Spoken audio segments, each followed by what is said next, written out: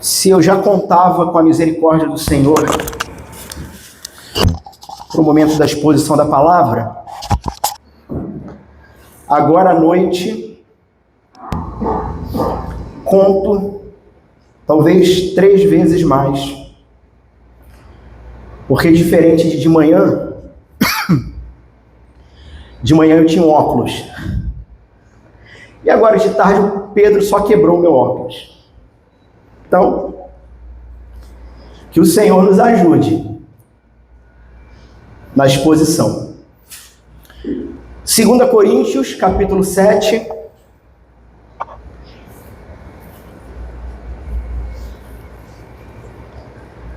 Nós vamos ler a partir do verso 5. Somado a essa questão do óculos, não somente eu, mas vários irmãos durante a semana ficaram bem gripados e alguns se recuperando ainda, assim como eu, estou me recuperando, e alguns não conseguiram nem vir, mandaram mensagem, mas estão recebendo a porção da palavra pela internet, pela transmissão. 2 Coríntios, capítulo 7.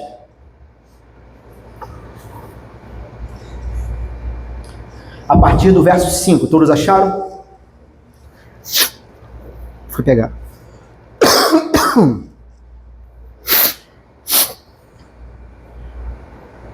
Irmãos, nós temos um texto difícil hoje, mas já se vê pelo título, pelo tema dessa série de mensagens. Será uma série curta, 3 sermões apenas, onde hoje nós vamos responder a seguinte pergunta: o que um cristão deve desejar, deve almejar em relação a... Obrigado. Em relação à vida de um outro cristão que lhe cause algum mal. Como devemos nos comportar? O que devemos almejar? Diz o seguinte a palavra do Senhor. Apóstolo Paulo falando, obrigado. Apóstolo Paulo nos falando. Porque quando chegamos à Macedônia, não tivemos nenhum alívio. E, irmãos, a vontade é de ler do capítulo 1 até aqui, para vocês entenderem a pressão emocional, psicológica e espiritual que o apóstolo Paulo estava sofrendo. Então aqui não é à toa. Não tivemos nenhum alívio. Pelo contrário, em tudo fomos atribulados. Lutas por fora, temores por dentro. Porém Deus, que consola os abatidos, nos consolou com a chegada de Tito. E não somente com a chegada dele, mas também pelo consolo que recebeu de vocês. Ele nos falou da saudade, do pranto e do zelo que vocês têm por mim, aumentando assim a minha alegria.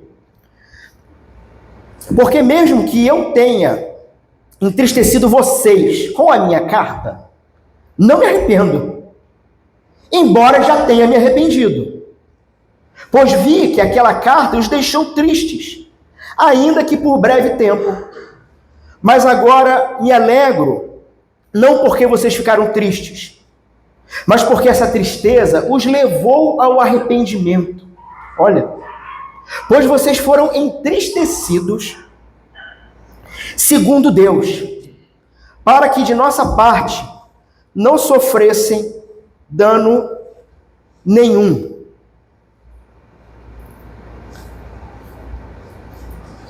Eu aumentei aqui eu parei em que verso? Tá, que eu aumentei aqui a letra aqui e embaralhou. Verso 10. Porque a tristeza, segundo Deus, produz arrependimento para a salvação, que a ninguém traz pesar, mas a tristeza do mundo produz morte. Vejam quanto cuidado produziu em vocês o fato de serem entristecidos segundo Deus. Que defesa, que indignação, que temor, que saudade, que zelo, que desejo de punir o culpado. Em tudo vocês se mostraram inocentes neste assunto. Portanto, embora eu tenha escrito aquela carta, então percebam que tem uma carta envolvida aí. Embora eu tenha escrito aquela carta, não foi por causa daquele que fez o mal, nem por causa daquele que sofreu a afronta, mas para que fosse manifesto entre vocês, diante de Deus, o cuidado que vocês têm por nós. Foi por isso que nos sentimos consolados. E acima desta nossa consolação, muito mais nos alegramos pelo contentamento de Tito. Porque todos vocês trouxeram refrigério ao espírito dele. Porque se falei a ele com certo orgulho a respeito de vocês, não fiquei envergonhado. Pelo contrário, como tudo que falamos a vocês era verdade, também os elogios que na presença de Tito fizemos a respeito de vocês se mostraram verdadeiros. E o grande afeto que ele tem por vocês aumenta cada vez mais quando ele se lembra da obediência de todos vocês, de como receberam com temor e tremor. Alegro-me porque em tudo posso confiar em vocês. Amém. Palavra do Senhor, podem se assentar.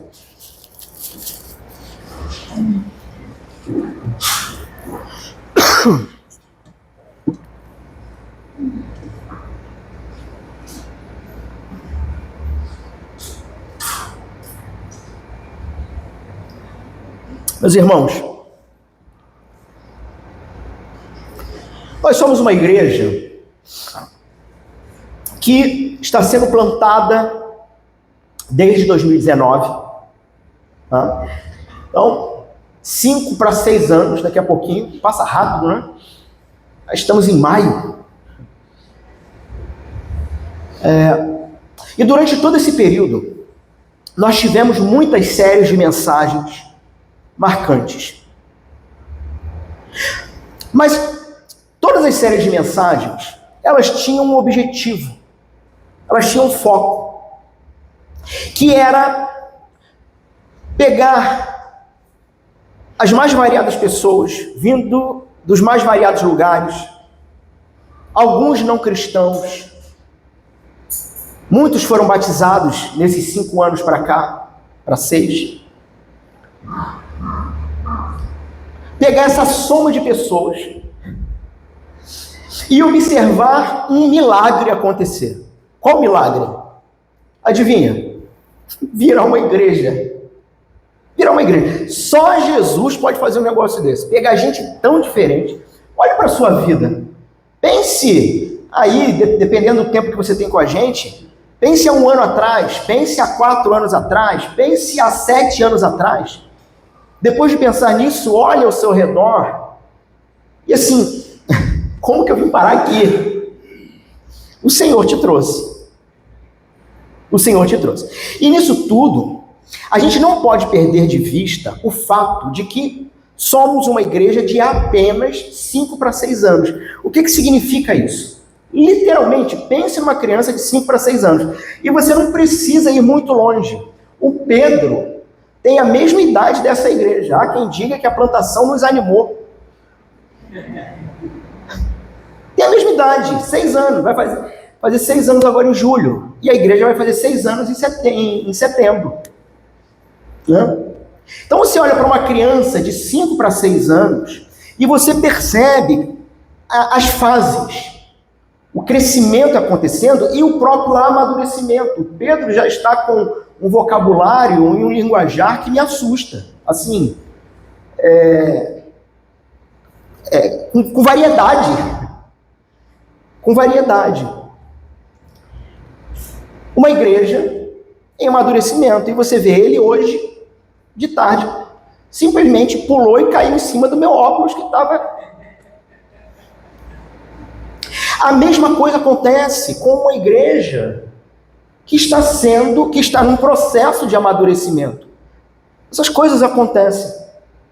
Então, todas essas séries de mensagens, elas tinham o objetivo de ser alimento específico. E muitas dessas séries foram marcantes para a vida dessa igreja. Talvez a mais marcante, e que todos comentam, é a Uns aos Outros, da época que nós estávamos ainda no hotel. Que na época, intencionalmente, também foi explanada com o objetivo de criar conexão uns aos outros. Pegamos todos os textos bíblicos que falam sobre uns aos outros e apresentamos o que é uma igreja. Chorar com os que choram, sorrir com os que sorriem, repreender, exortar-vos uns aos outros, e por aí vai. E por aí vai. Foram uns 10 sermões, sei lá, não lembro.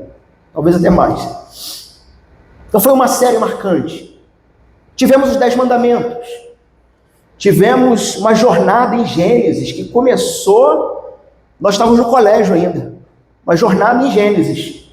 Fomos até Gênesis 22, sacrifício de Isaac, onde demos uma pausa e ainda vamos voltar.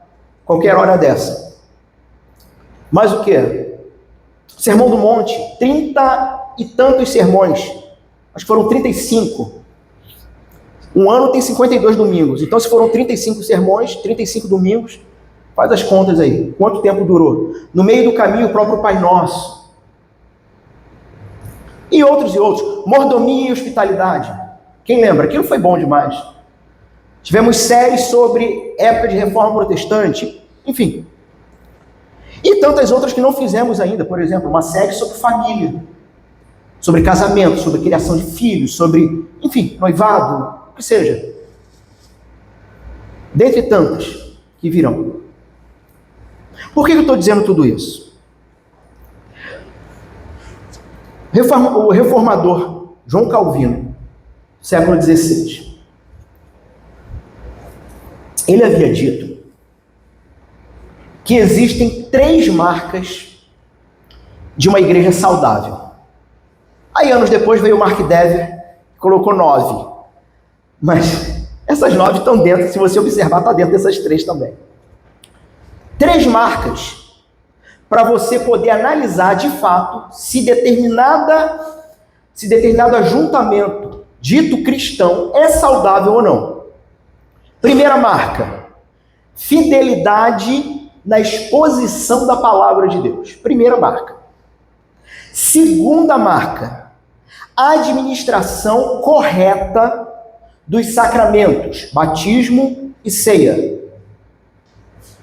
Terceira marca, o exercício da disciplina na igreja.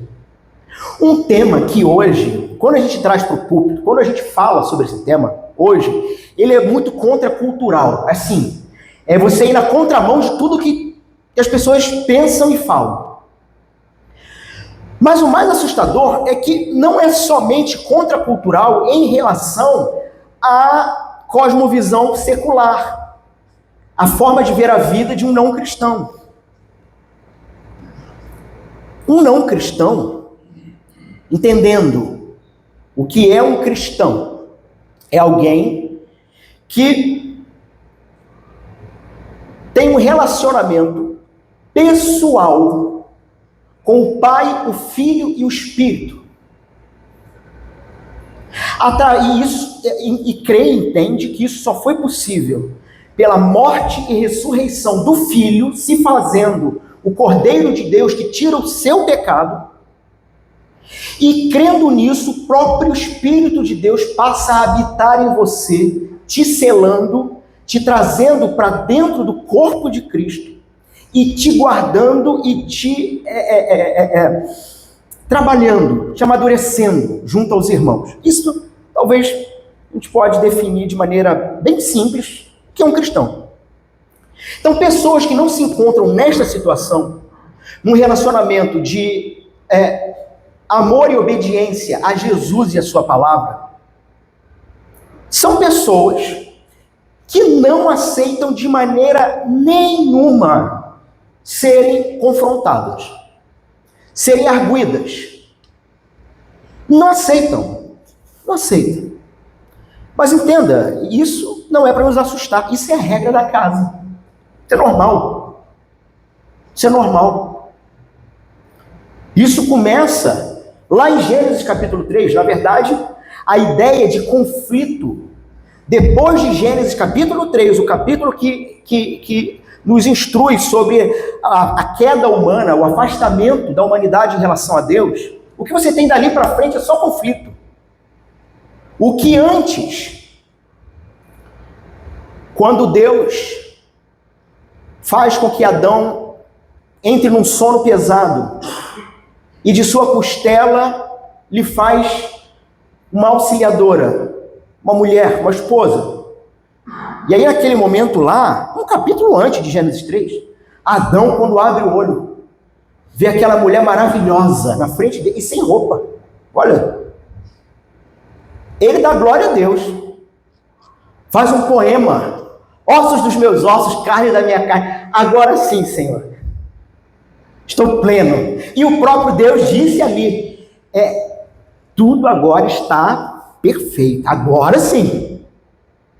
Para no capítulo seguinte, depois do episódio da serpente, o fruto, Eva, e depois o Adão comendo também do fruto, diante do próprio Deus, esse Adão vira para Deus e fala: olha, a culpa é tua, porque me deu ela, então é tu e dela. Ou seja, o conflito. A vida humana é uma vida de conflitos, por isso a necessidade do exercício constante da disciplina dentro da igreja. Um tema que não se fala mais, de forma geral, nas igrejas cristãs. Não se fala. Contanto que você esteja entregando seu dízimo e dando seu suor e sangue num trabalho dentro da igreja, não importa. Viva como queira. Então, quer dizer, ali no Gênesis 3, você tem o afastamento de Deus, a ruptura, a rebelião contra Deus, a rebelião humana uns contra os outros, a rebelião agora contra a própria criação, a natureza. Deus disse: olha só, por causa do teu pecado, a terra não vai mais facilitar a sua vida. Do suor do teu rosto tu vai ter que comer, nascerá cardos e abrolhos, espinhos. A criação não vai facilitar a sua vida. É conflito o tempo inteiro.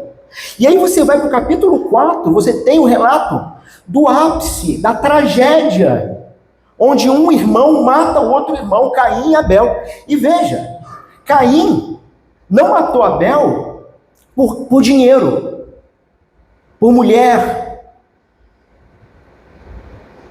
Já pararam para pensar nisso? O que gerou o primeiro assassinato, o primeiro relato do assassinato humano? Um culto. Caim matou Abel por causa de um culto, querendo definir, se autoproclamar o detentor de dizer como se deve cultuar, ou seja, apresentou seu culto de qualquer jeito. Né? Semelhanças com hoje em dia, com a época de hoje, não é mera ficção. Pessoas que querem definir a sua maneira de fazer culto e não querem olhar para o que Deus diz de como ele quer ser cultuado. Bom, isso é outra história.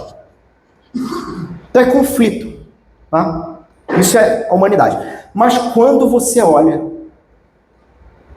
século 21 para a igreja, de modo geral, isso se torna também um assunto contracultural. Isso se torna um assunto em que as pessoas dizem: não, eu não quero ouvir sobre isso. Bom, nisso tudo, nós vemos a necessidade de trabalhar esse tema para crescimento e amadurecimento da nossa comunidade. E eu começo fazendo uma pergunta para você.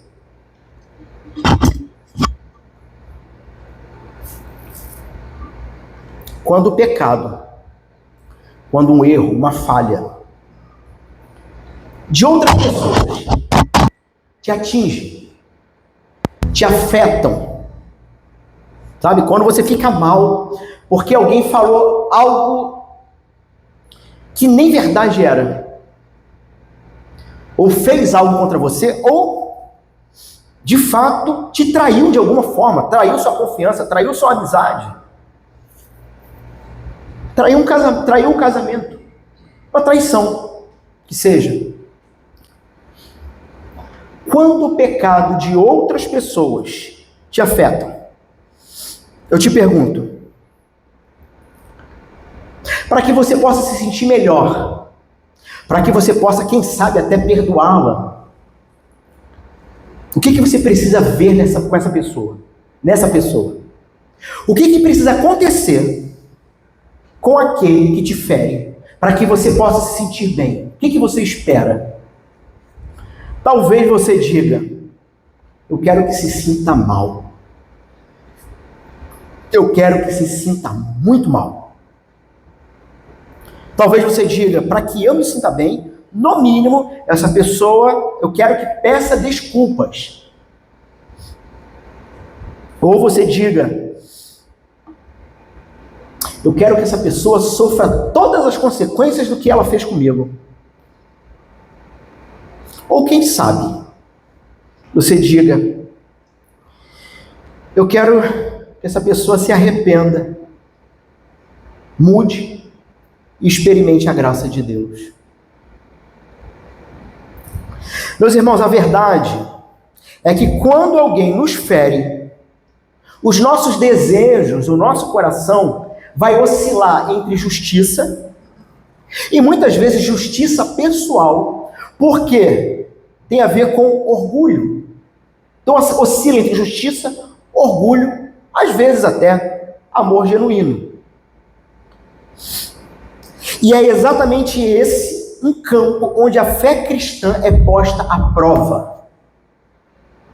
Você não é provado Você não é provado se você é ou não um cristão quando lhe falta algo em casa e você está num aperto. É óbvio que isso também é um tipo de prova. Mas a verdadeira prova, o verdadeiro teste sobre a sua fé tem relação com o quanto você consegue se relacionar amorosamente com aqueles que te ferem, com aqueles que te fazem mal. Isso é um teste. Isso é um teste. E meus irmãos, de manhã, algumas pessoas saíram daqui bem mal. Por quê? Com essa série de mensagens, nós queremos quebrar uma ideia ridícula de que, ao olhar a igreja cantando ao Senhor em plenos pulmões, orando, lendo a palavra, e o pastor aqui, os músicos, a gente olha daqui assim e fala assim, graças a Deus, está tudo bem. Não está. Não está. Por quê, meu irmão?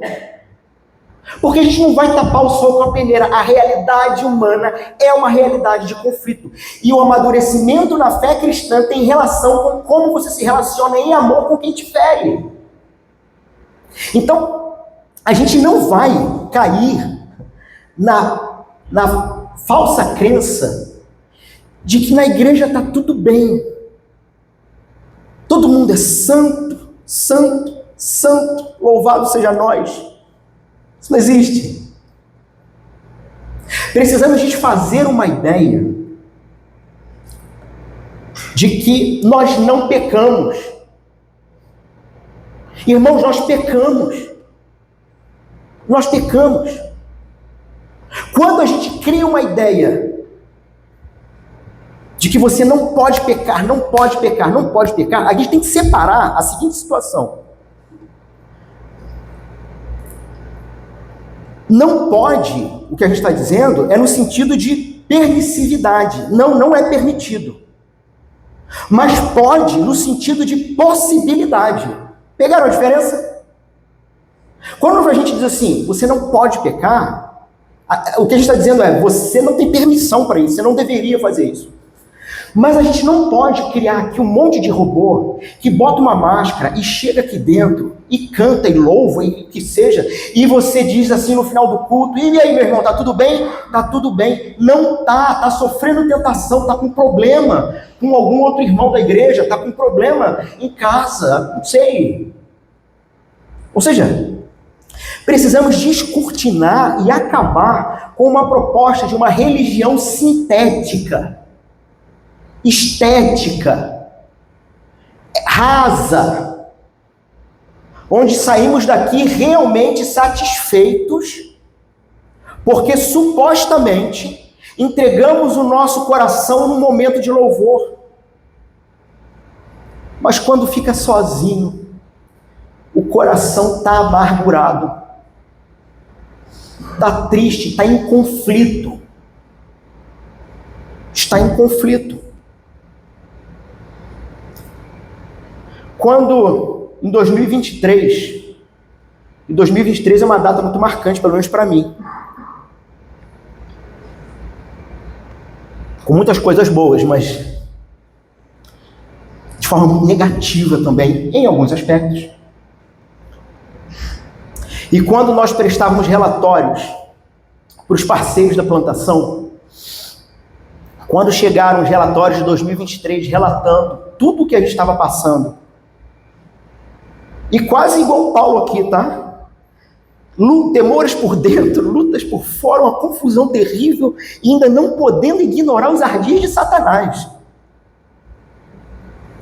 Quando relatamos os conflitos internos da plantação, muitos dos nossos parceiros nos deram um tapa nas costas, sorriram e falaram, agora sim, virou igreja.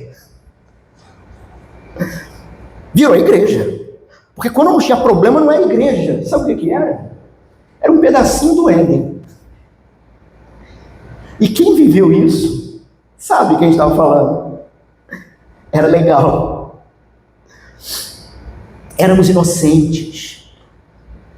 Felizes. Até a verdadeira prova sobre quem nós somos e quem nos tornaremos começou a acontecer. Vamos ver se vocês são realmente o corpo de Cristo. Vamos ver se vocês realmente são coesos na fé. Que venham os problemas. E vamos ver como vocês resolvem. Muitos nós resolvemos bem, outros nem tão bem assim. E aí, eu sei que falando esse tipo de coisa, sempre vai ter, irmão, um de vocês que vai falar, peraí, então pastor, você está me dizendo que essa mesa administrativa não é madura? É isso mesmo. É isso mesmo. É uma igreja de 5 para 6 anos. Ela, entenda, não é que não tenham homens maduros, mas como pastores deste rebanho, junto ao rebanho, estamos aprendendo a lidar dia a dia com as coisas que chegam.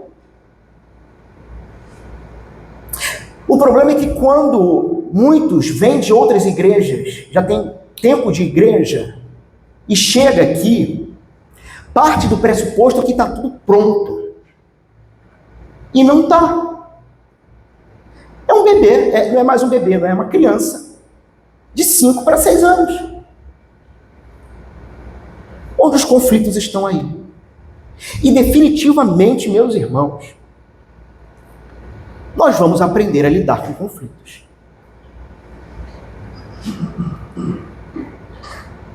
Então esse é o campo onde a fé cristã é posta à prova. E a pergunta que eu fiz no início: o que um verdadeiro cristão deve desejar quando há pecado e ferida entre irmãos? Vou repetir a pergunta. O que um verdadeiro cristão deve desejar quando há pecado e ferida entre irmãos? Ouviu a pergunta? Não precisa não falar alto, tá? Mas responda. O que um verdadeiro cristão deve desejar quando há pecado e ferida entre irmãos? Você sabe, não sabe? Você sabe.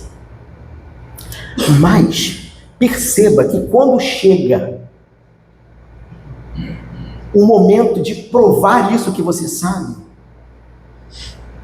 parece que o velho homem, velho eu, né? Aquela antiga piada, quando me batizei pensei estar afogando o velho homem, mas hoje eu percebi que ele sabe nadar. Está se debatendo de vez em quando, vindo à tona. Em que momento o velho homem vem à tona? No momento em que você se sente atacado. No momento em que você se vê numa posição de precisar se defender. Então veja, a gente sabe a resposta. Mas percebe como nós ainda temos dificuldade de praticar aquilo que a gente sabe? Bom, essa é a pergunta que o apóstolo Paulo está respondendo nesse texto. O apóstolo Paulo, contexto aqui, vou tentar fazer esse contexto bem rápido, mais rápido do que de manhã. Basicamente, igreja de Corinto, a igreja que o apóstolo Paulo, assim, declara mais amores, a mais problemática, mas é que ele declara mais amores, parece que ele mais ama essa igreja, e tome problema nessa igreja que ele plantou, inclusive. Nós temos a primeira carta aos Coríntios, onde naquela carta chega até ele não estava na igreja, chega até ele informações sobre práticas pecaminosas, acusações, maluquices dentro da igreja. Aí ele manda a primeira carta aos Coríntios, tá? Manda a primeira carta. Nisso, ele faz uma visita, é o que a gente lê no capítulo 2. Ele faz uma visita à igreja. Só que assim, o negócio é terrível, acho que só faltaram bater nele lá, depois da primeira carta. Escorraçaram ele, negaram, questionaram a autoridade apostólica dele, e por aí vai. Disseram que ele era ruim de pregar, sabiam? Disseram que ele era muito ruim de pregar. Não foi a primeira vez. Paulo parece que é muito bom de escrever, ele é bom. Mas parece que de pregar tinha alguma coisa que o pessoal... Mas na verdade não era isso, é porque... Deixa eu contextualizar isso. É porque o pessoal estava acostumado com os sofistas, os vamos chamar, os supostos filósofos ou oradores da época, né? E o que é um sofista? É alguém que fala bonito, garboso, coisa e tal, e tal, mas não confronta ninguém, sai todo mundo feliz, acreditando que a vida vai dar certo, né? Amanhã será um outro dia, eu sou mais que vencedor, e por aí vai. Então a turma estava acostumada com um discurso garboso, politicamente correto, e por aí vai. Então por isso que eles criticavam Paulo, tá? Não é que ele era ruim de pregar, era por isso. Era por isso. E aí, ele sai muito triste de lá, meu irmão. É o que ele diz aqui de novo isso no capítulo 7, mas ele também fala sobre isso no capítulo 2. Com muita tristeza no coração, mas veja, não era uma tristeza por causa de uma defesa pessoal. Tanto que é o que ele vai dizer aqui no capítulo 7. Ele tinha uma intenção pastoral. Com muita tristeza no coração, ele vai escrever o que é chamada de a carta severa, ou a carta de lágrimas. Então, assim, essa carta severa, nós não temos, não se preservou, não temos essa carta. Então, para você saber, o que você tem nas mãos hoje como 2 Coríntios, na verdade, seria 3 Coríntios. Mas a segunda carta mesmo não temos ela preservada. Tá? Há quem diga que ela está enxertada, alguns estudiosos, que ela está enxertada aqui, entre o meio aqui do capítulo 2 e capítulo 7, ou os capítulos, capítulo 10 em diante. Há quem diga isso, mas não há um... Na verdade, a maioria não entende dessa forma, entende que realmente essa carta não se perdeu. Tá? Ele envia uma carta. E aí, ele manda por Tito essa carta. E a ideia da carta é uma carta tão pesada, que é por isso, vocês viram aqui no final, quando nós lemos o texto, que Paulo falou assim, Tito, tá vendo, Tito?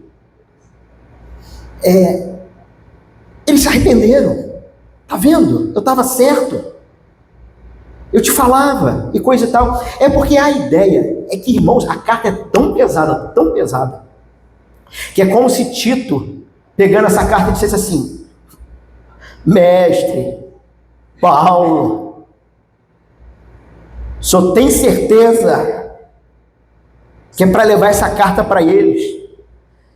A outra que nem chegava perto dessa, quiseram te bater lá.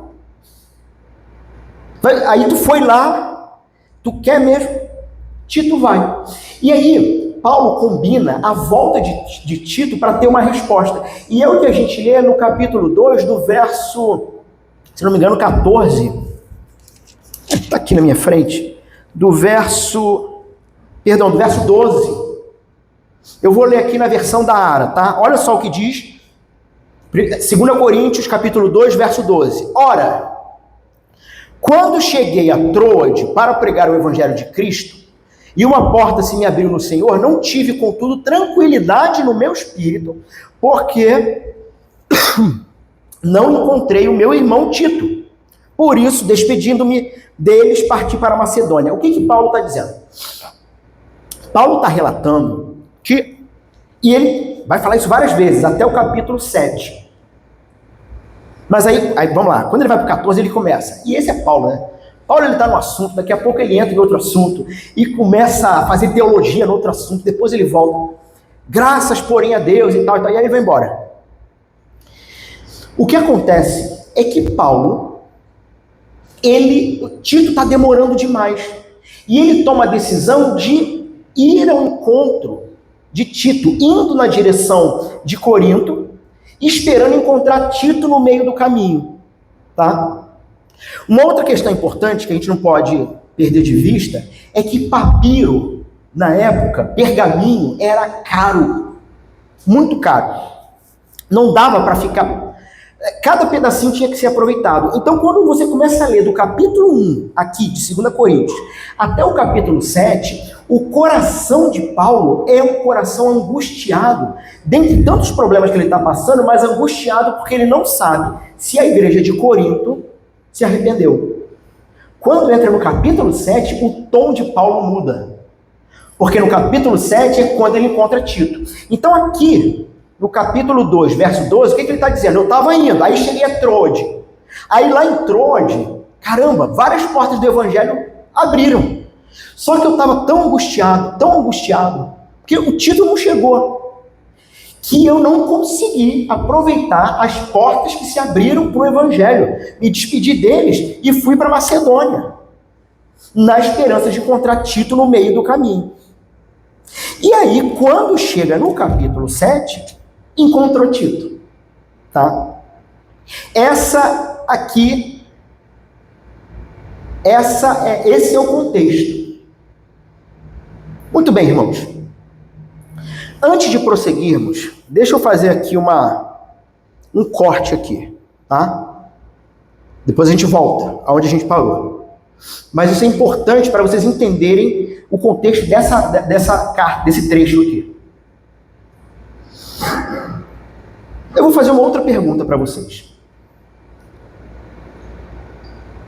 O que você acha que significa ser pastoreado? O que você espera de um pastor? Para alguns irmãos que eu já fiz essa pergunta, eu fui para Efésios capítulo 4 para explicar o que o pastor faz. Ele capacita o rebanho para a boa obra de Cristo. Isso é uma resposta. Mas para entender esse contexto, eu quero trazer vocês para um outro texto também. Atos 20. Veja só. Se quiser abrir, pode abrir, mas eu vou apenas explicar a ideia e ler o texto aqui importante. Lá no capítulo 20 de Atos, do verso 17 a 38, o apóstolo Paulo, ele está se despedindo dos cristãos da igreja de Éfeso. Depois de 3 anos e pouquinho lá, tá? E ele vai falar então, nesse trecho, sobre o quanto ele se esmerou no cuidado pastoral deles. E ele vai dizer, olha, eu estou com a minha consciência tranquila quanto a isso. Ensinei, instruí, visitei de casa em casa. E aí, quando você chega lá, no finalzinho, verso 29, ele vai falar, olha, depois da minha partida, lobos vão vir. E mais, para destruir o rebanho. Dentre vocês mesmos, aqui dentro, se levantarão muitos para fazer discípulos para si próprios. E aí lá no verso 31, ele diz o seguinte, portanto, vigiai, lembrando-vos de que, por 3 anos, dia e noite, não cessei de admoestar com lágrimas a cada um de vocês. A cada um. Eu estou aqui há 6 anos, admoestando a cada um de vocês, e não se engane, com lágrimas. É o que o pastor Paulo estava passando aqui. Nesses versículos aqui, essa expressão, não cessei de admoestar, carrega uma ideia de confronto, correção, repreensão. Paulo esclarece aqui, então, que parte essencial do ministério pastoral é o confronto. Não se pastoreia sem se confrontar. Por quê? Porque somos pecadores. E à luz da palavra, precisamos receber um santo confronto para que haja arrependimento e amadurecimento. Faz sentido isso? Porque é isso que Paulo está dizendo. Durante 3 anos, dia e noite, o meu ministério, o ministério pastoral, foi um ministério de, com lágrimas, olho no olho, admoestar, confrontar cada um de vocês. Pastorear é confrontar. Portanto, fuja de qualquer proposta de pastoreio que não te confronte. Não será pastoreio, segundo a palavra de Deus. Então, um pastor pastoreia confrontando. É isso que ele fez com a igreja de Éfeso.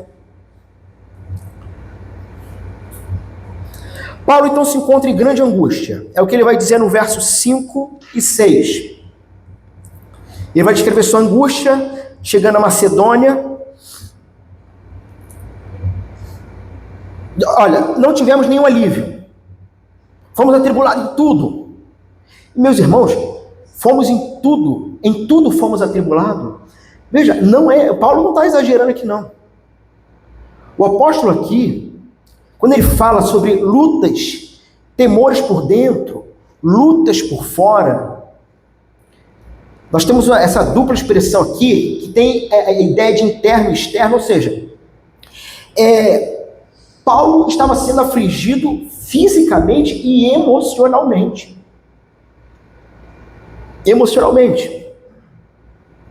Mas aí ele vai dizer, verso 6, porém, Deus que consola os abatidos, nos consolou. E aí, aqui você tem uma virada de chave.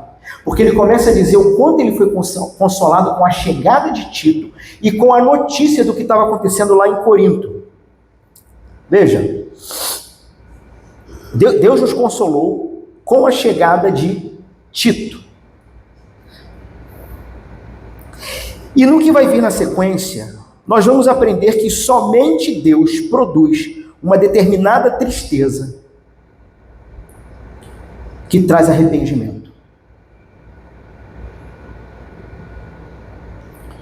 Uma determinada tristeza que nasce com um confronto.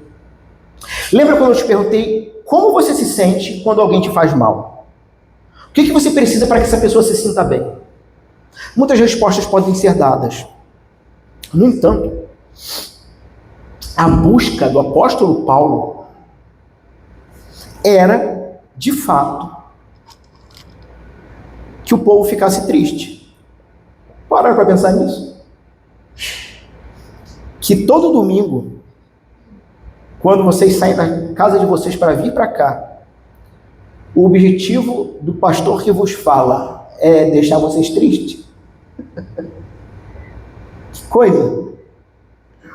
Porque é exatamente isso que o apóstolo Paulo quer. É óbvio, irmãos. Aqui, num contexto em que era necessário arrependimento, né? Então, o que o apóstolo Paulo buscava? O que ele queria? Ele buscava uma tristeza segundo a vontade de Deus. Por quê? Vocês já viram alguém se arrepender feliz? Você já se arrependeu de alguma coisa feliz? E se disser sim, se arrependeu mesmo? Você acreditaria em alguém que chega para você te pedindo perdão com um sorriso de deboche ou de ironia na cara? Veja. Só há salvação se houver arrependimento de pecado. Só há arrependimento de pecado se o pecador tiver um real confronto com o Cristo crucificado que revela o tamanho do seu coração pecador. E uma tristeza absurda toma aquele que tem essa epifania sobre toda essa realidade. Sabe, tem um livro clássico chamado Os Miseráveis, de Victor Hugo. Se você não leu, leia. Não é uma leitura fácil. É e não é, né? Muitos personagens, mas depois que tu pega a ideia, tu vai embora. Mas o final do terceiro tomo, são 3 tomos, o final do terceiro tomo de Os Miseráveis, a história de Jean Valjean, um sujeito que foi preso injustamente, forjado nas masmorras da sua época lá. E uma vez que ele é liberto, um padre, um monsenhor, esqueci o nome dele, ele acolhe. Ninguém acolhia um ex-condenado, ele acolhe. E na madrugada ou pela manhã, descobre-se que Jean Valjean foi embora e toda a prataria da casa do monsenhor foi levada. Lá pelas tantas, queriam que o padre, não, monsenhor, fosse prestar queixa, ele não foi. Lá pelas tantas, um policial bate na porta com Jean Valjean preso e com uma bolsa com a prataria. E ele diz: olha, chegou até mim que foi daqui que ele saiu e ele tinha isso aqui. O monsenhor olha para o policial, olha para Valjean. Aí tinha as empregadas da casa, coisa e tal, tudo. Assim, pegou o bandido, né? O monsenhor dá um sorriso e diz assim: rapaz, eu nem vi você sair. Você esqueceu isso aqui. E foi lá e pegou o resto da prataria e deu. E o policial fica sem entender nada e ele diz: não, ele está livre. Ele está livre. Isso é o finalzinho do primeiro tomo, tá? Que eu chorei lendo isso. Jean Valjean vai embora. E aí tem uma situação lá com um menino e tal, uma moedinha. Eu sei que o livro, a primeira parte termina com ele caindo em si do que foi feito por ele. E de joelhos, ele grita: eu sou miserável. Isso é arrependimento. Isso é confronto. Isso é uma tristeza que muda. Mas uma tristeza que nessa história mudou a vida dele e de todos que passaram pela vida dele. É isso que um cristão busca. É isso que o apóstolo Paulo busca. Um determinado tipo de confronto que não se acovarda, mas com lágrimas, com amor, busca a tristeza que vem de Deus.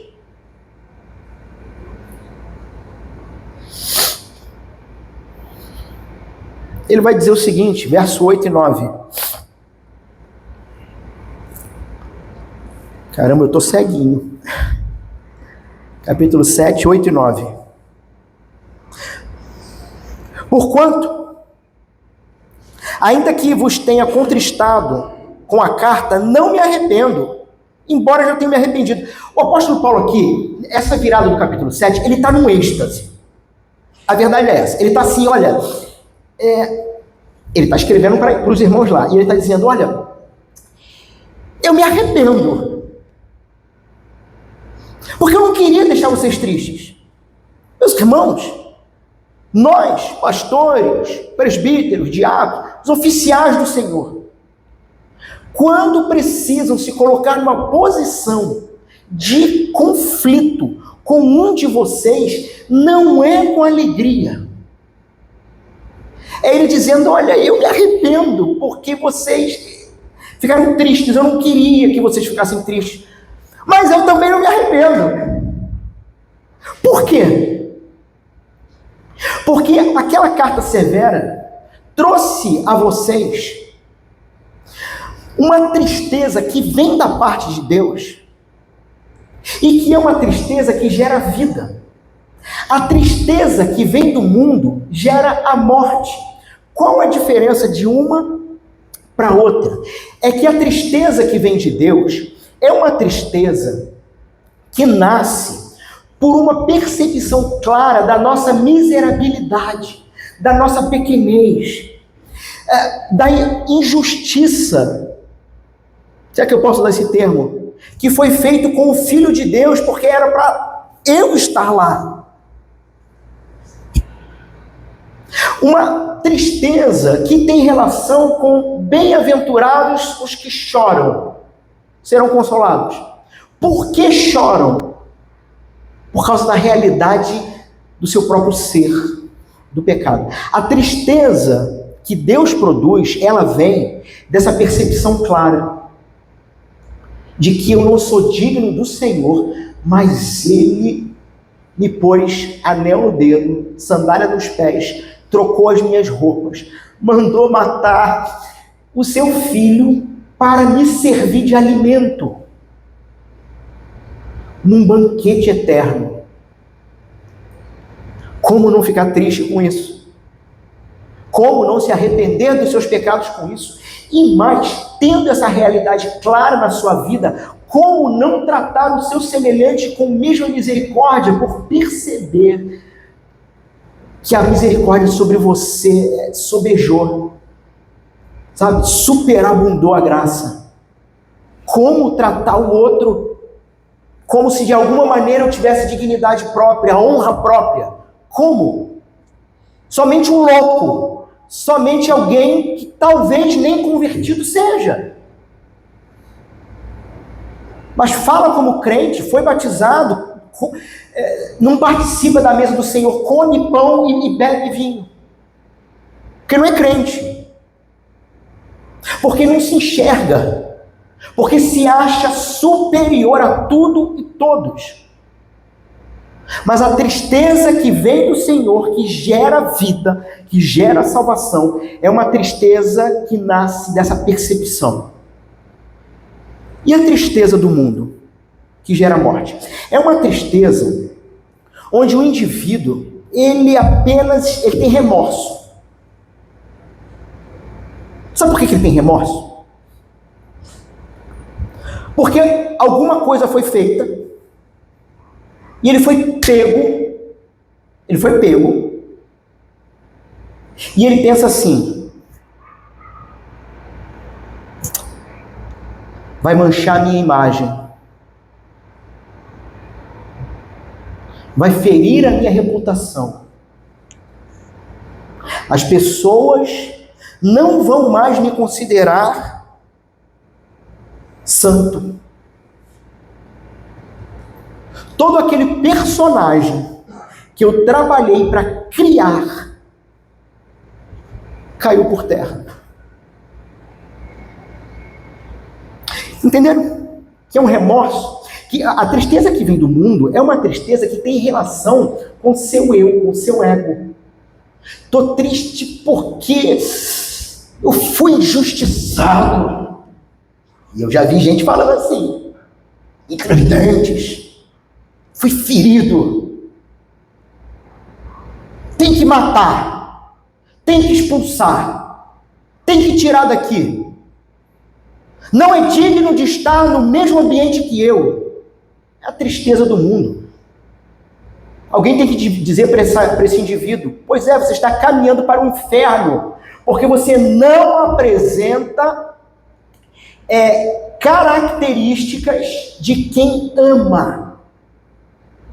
Se o maior mandamento é amar a Deus acima de todas as coisas e ao próximo, como Jesus amou, quando Jesus diz: novo mandamento vos deixo, o padrão sou eu.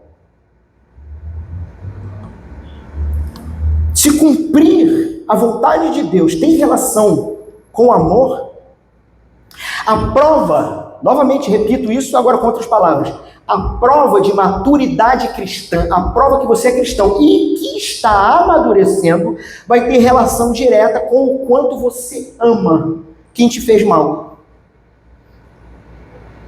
Faz sentido isso? Pense por um instante.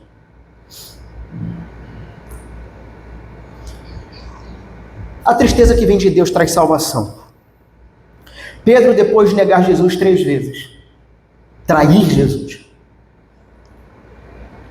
Não foi só Judas que traiu Jesus. Pedro traiu Jesus.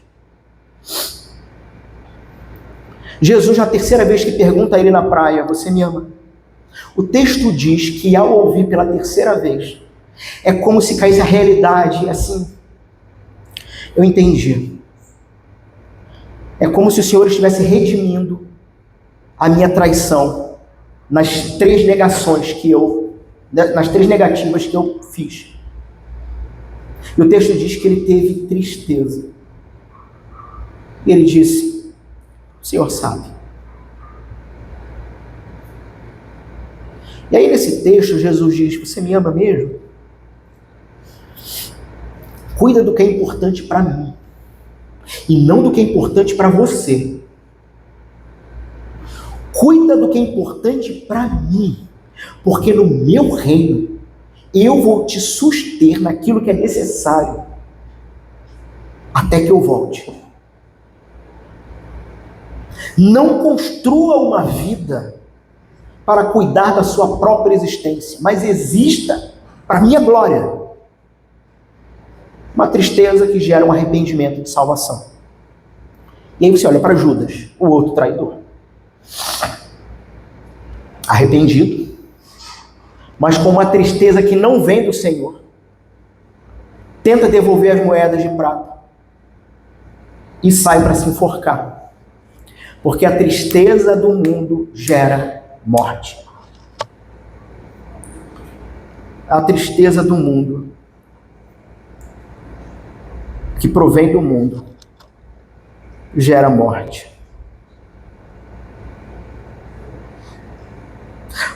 Portanto, meus irmãos, a partir dessas verdades, a gente tem que ter em mente que confrontar, admoestar, não é se vingar, não é buscar que o outro se sinta humilhado e diminuído como uma moeda de troca pelo que ele fez comigo.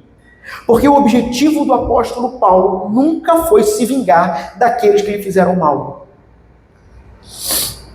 Mas confrontar é de fato amar com coragem o suficiente para machucar, visando a cura. E meus irmãos, esse tipo de coisa que eu estou falando aqui, nem no meio de família de sangue é aceitável. Esse tipo de coisa só acontece de maneira sobrenatural entre irmãos em Cristo. O mundo não entende isso. Para um não cristão, isso não faz sentido. Talvez alguns de vocês podem estar até mesmo nesse exato momento racionalizando e tentando criar negativas para essa afirmação. Porque talvez tenha que se converter. Porque não entendeu. Vou repetir a frase aqui. Confrontar não é humilhar. Confrontar não é machucar. Para se vingar. Mas é amar com coragem o suficiente. Irmão, tem que ter coragem para se indispor, para sair da minha casa, olhar você fazendo besteira, falando besteira, agindo como um tolo. Aí a gente respira fundo e exerce o ofício pastoral. Chama e fala: você está errado. Chama com o objetivo de causar tristeza, porque ninguém se arrepende rindo. Com coragem suficiente, visando machucar para curar. Entendendo que quem vai machucar é o Senhor. Irmãos, eu já errei.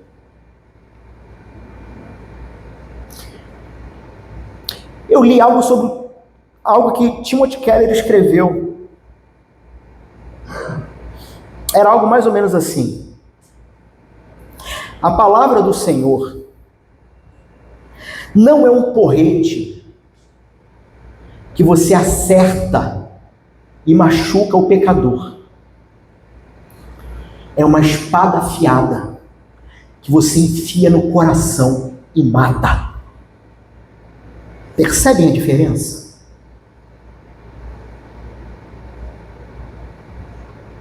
O Senhor é aquele que faz a ferida e cura.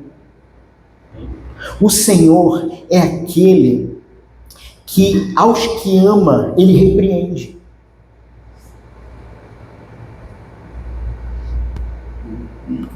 O apóstolo Paulo não foi guiado por mágoa, foi guiado por zelo.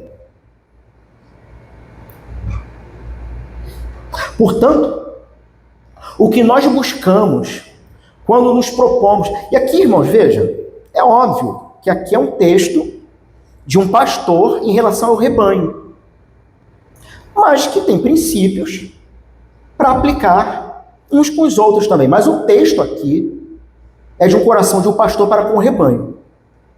Como vocês vão resolver conflito uns com os outros, eu vou falar no domingo que vem, Mateus 18. Mas o ponto aqui é o pressuposto. Porque coragem para isso, no Senhor, nós vamos ter. Mas o ponto vai ser como você vai receber isso. Como você vai receber isso. Buscando uma tristeza que vem do Senhor, ou se permitindo uma tristeza porque o seu eu foi tocado. E aí, meus irmãos,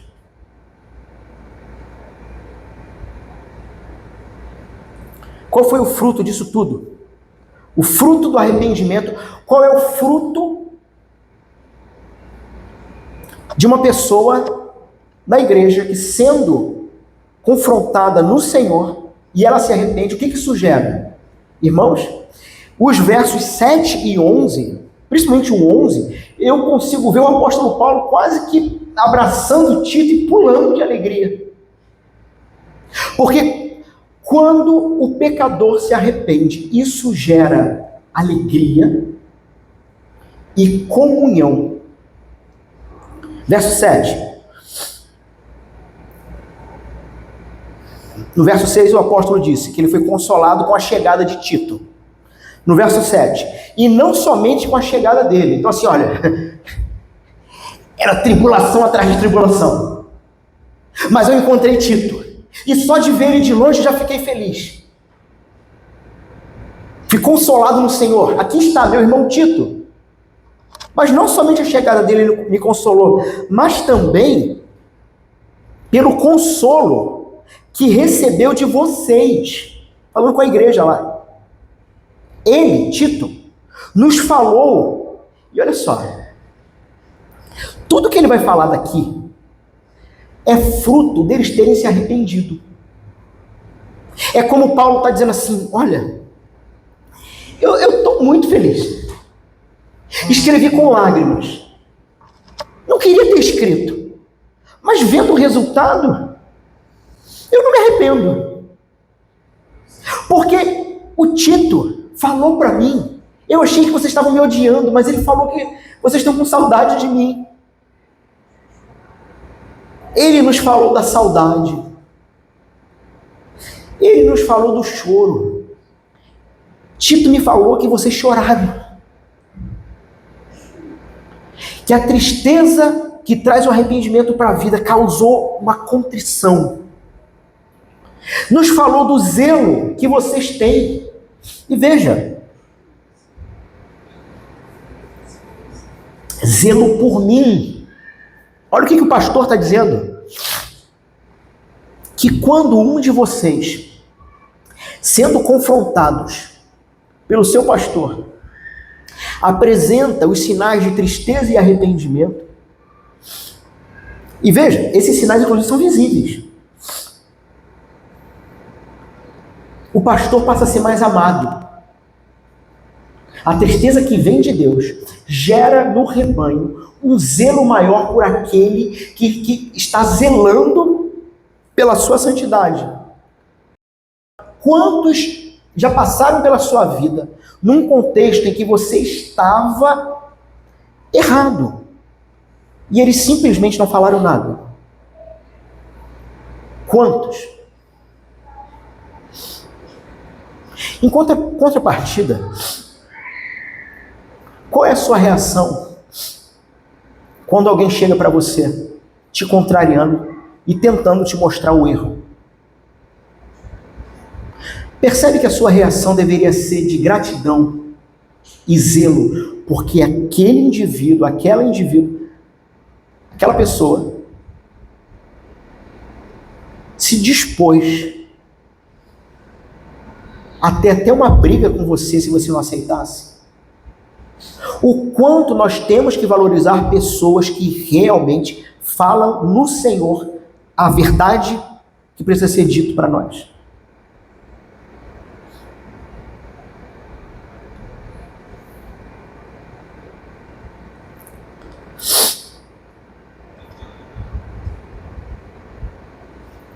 E ele continua, aumentando assim a minha alegria. Aí vamos para o verso 11. Vejam quanto cuidado produziu em vocês o fato de vocês serem entristecidos segundo Deus. Uma tristeza que se busca, que vem da parte de Deus, que gera um cuidado, que defesa, que indignação, que temor, que saudade, que zelo, que desejo de punir o culpado. Em tudo vocês se mostraram inocentes nesse assunto. O que o apóstolo Paulo está dizendo aqui é que eles se arrependeram, não somente da maneira que eles trataram o apóstolo, mas se arrependeram de não confrontaram os pecados que havia dentro da igreja, e confrontaram. Confrontaram. Esse foi o resultado. A tristeza levou a zelo, temor, saudade, indignação contra o pecado.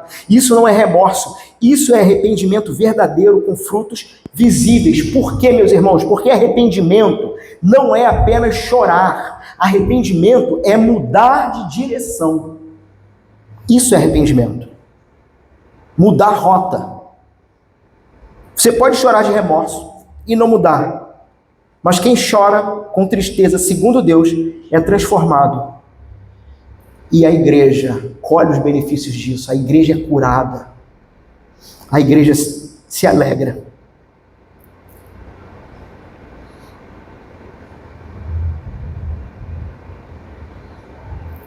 Qual foi então o efeito final do arrependimento deles sobre Paulo e a igreja? Alegria, muita alegria. Consolação e confiança restaurada. Versos 13 a 16. Foi por isso que nos sentimos consolados.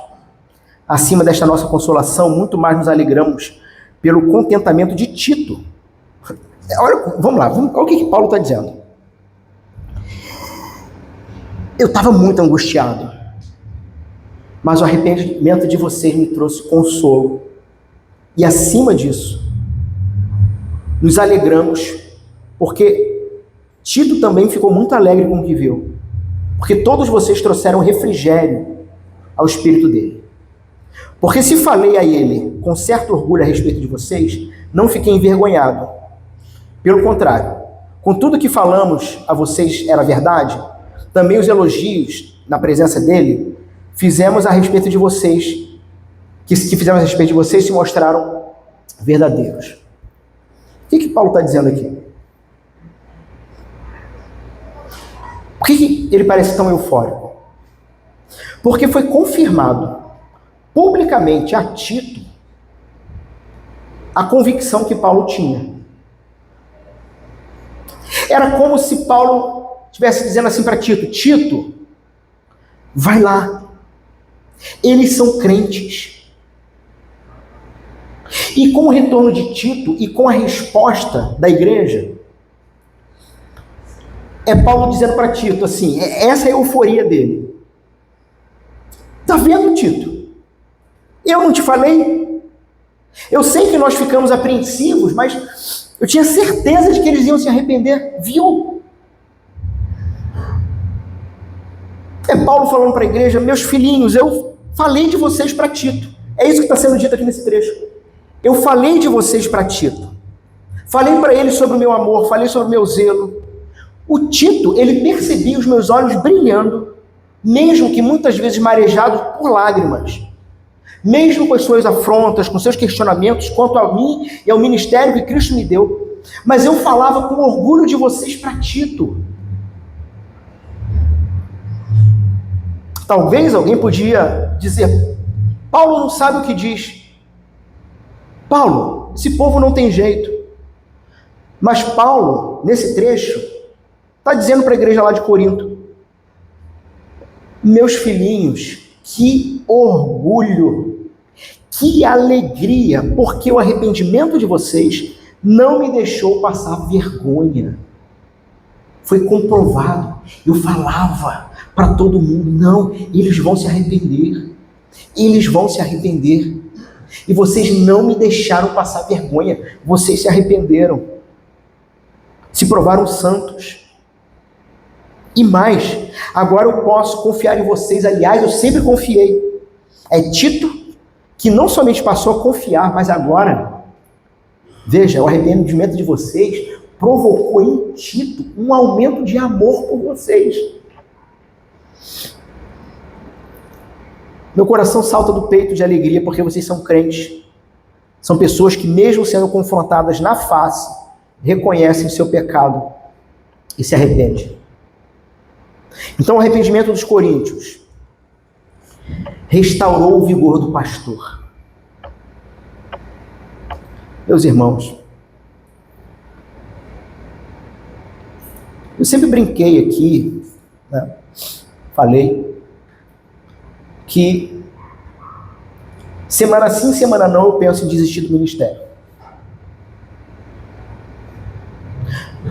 Lembrando as palavras de Martinho Lutero sobre o ministério pastoral. O exercício do pastoreio é algo tão pesado que deveria ter sido imposto a Satanás como punição.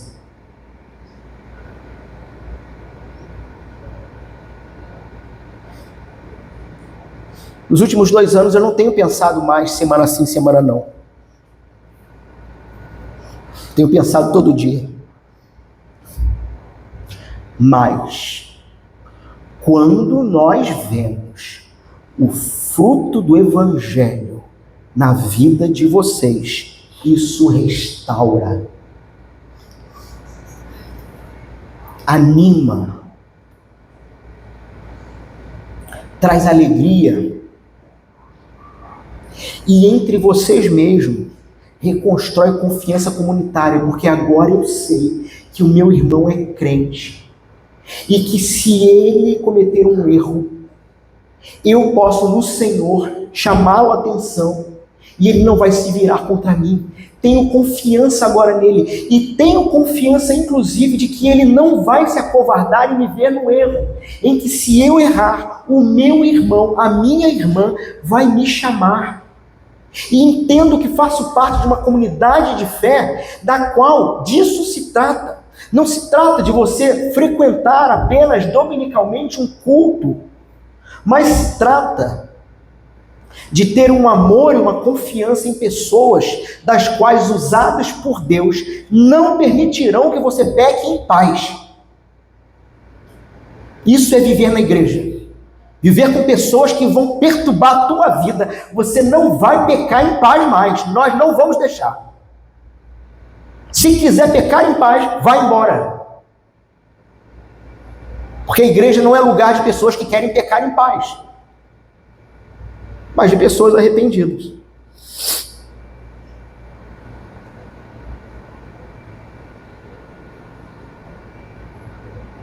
Esse reino revela o Evangelho que reconcilia, que traz a cruz. Na cruz, a tristeza santa, justiça perfeita e reconciliação duradoura. E um texto que começou no verso 6, Deus consola os abatidos, termina no verso 13, fomos consolados. Porque o Deus que consola os abatidos é o que traz a tristeza, é o que traz a ferida e cura.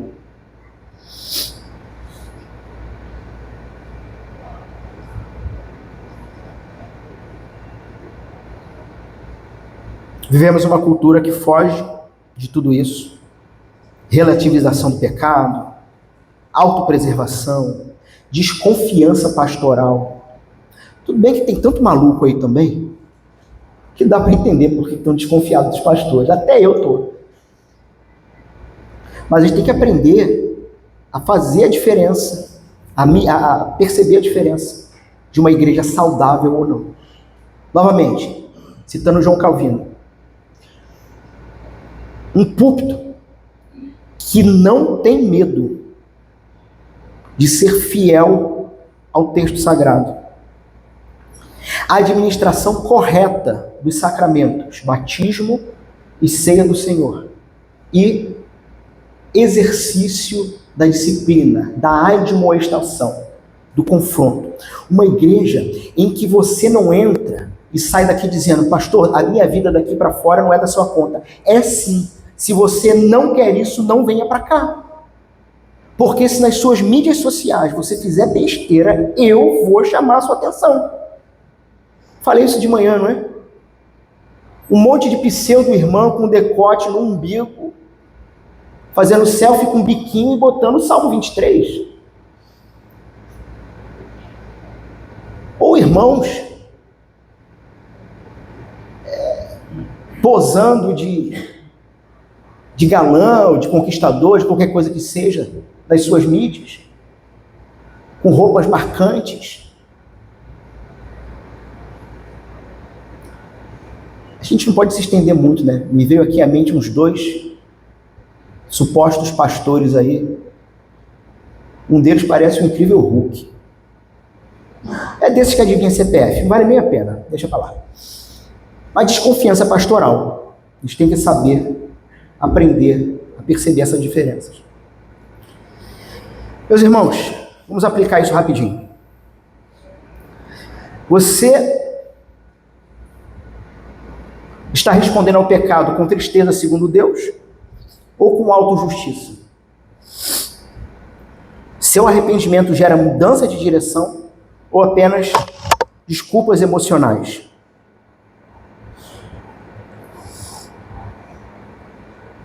Guardem o seguinte, nem toda tristeza é ruim, então. A tristeza que vem de Deus é um presente de amor.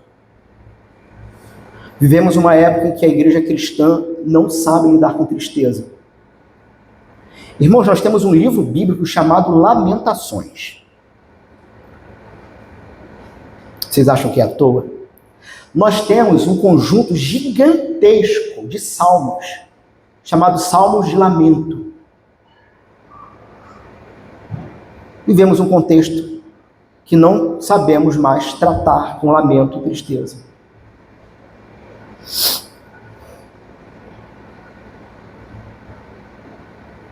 A correção bíblica, mesmo quando dói, não tem como objetivo ferir, mas curar.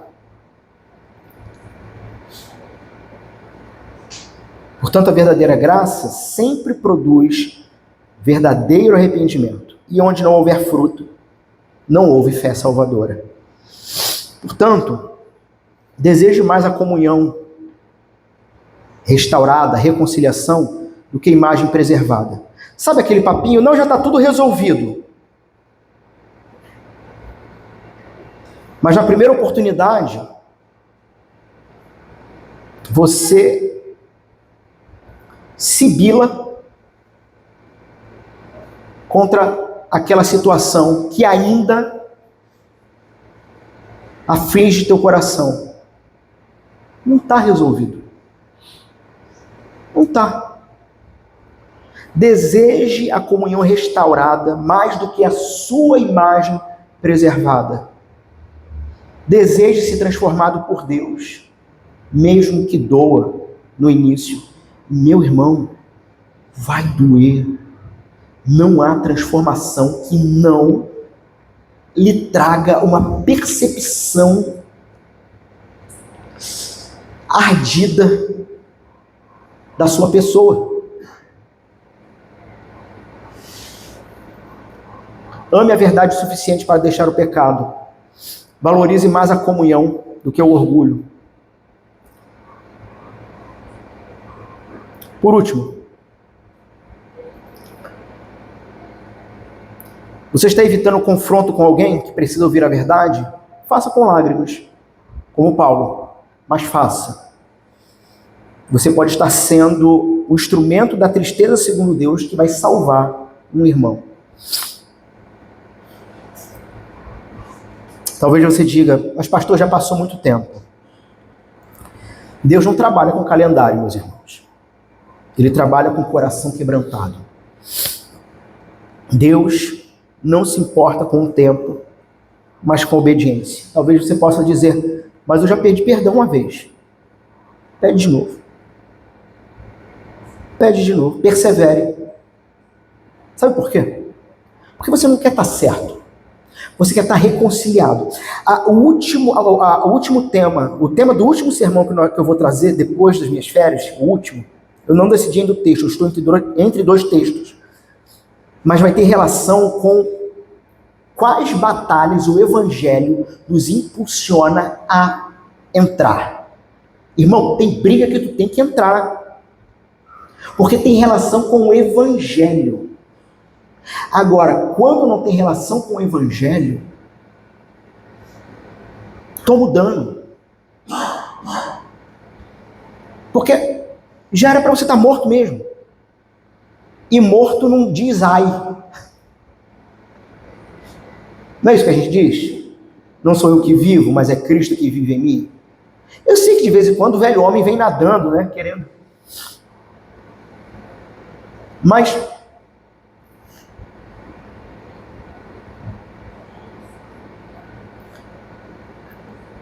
Não queira estar certo, se não for algo em relação ao Evangelho, a palavra de Deus. Queira reconciliação. E se a outra pessoa não me perdoar? Meu irmão, seu papel é responder a Deus, não controlar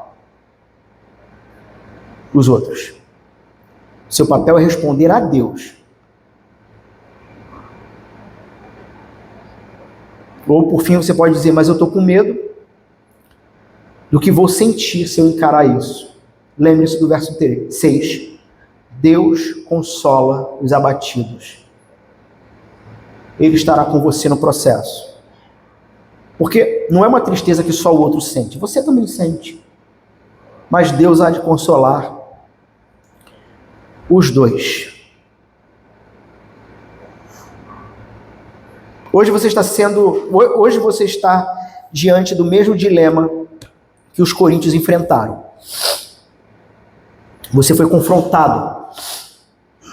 Você está entristecido. Eu havia avisado no início do sermão, não seria um sermão simples e fácil.